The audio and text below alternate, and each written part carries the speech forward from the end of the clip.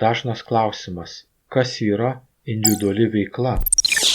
Atsakymų į klausimą, kas yra individuali veikla, paieškokime teisės aktuose, kurie reglamentuoja individualią veiklą kaip verslą. Štai Lietuvos Respublikos gyventojų pajamų mokesčio įstatymas individualią veiklą apibrėžia kaip savarankišką veiklą, kurią versdamasis gyventojas siekia gauti pajamų ar kitokios ekonominės naudos per tęstinį laikotarpį. Toliau tas pats įstatymas detalizuoja individualios veiklos rūšis, kad individuali veikla gali būti savarankiška bet kokio pobūdžio komercinė arba gamybinė veikla, įskaitant tą, kurią verčiamasi turint verslo liudijimą, kad individuali veikla gali būti savarankiška kūryba, profesinė ir kita panašaus pobūdžio savarankiška veikla, įskaitant tą, kurią verčiamasi turint verslo liudijimą, kad individuali veikla gali būti savarankiška sporto veikla, kad individuali veikla gali būti savarankiška atlikėjo veikla. Kitas teisės aktas, Lietuvos Respublikos užimtumo įstatymas, individualią veiklą apibrėžia kaip savarankišką fizinio asmens veiklą ir plačiau detalizuoja veiklas apimančias individualios veiklos lauką, kad tai savarankiška kūryba,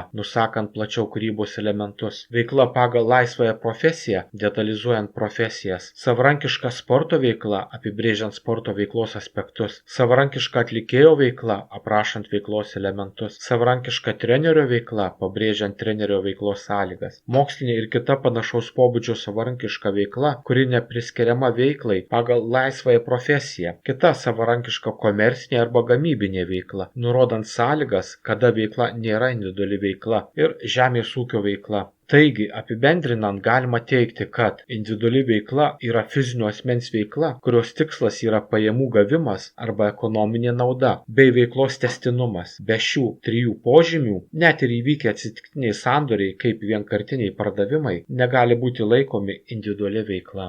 Jeigu jums šis filmukas naudingas, nepamirškite paspausti patiktuko. Taip pat užsiprenumeruoti individualios veiklos kanalą. Jeigu yra neaiškumų, rašykite komentarų skiltyje. Ačiū už dėmesį.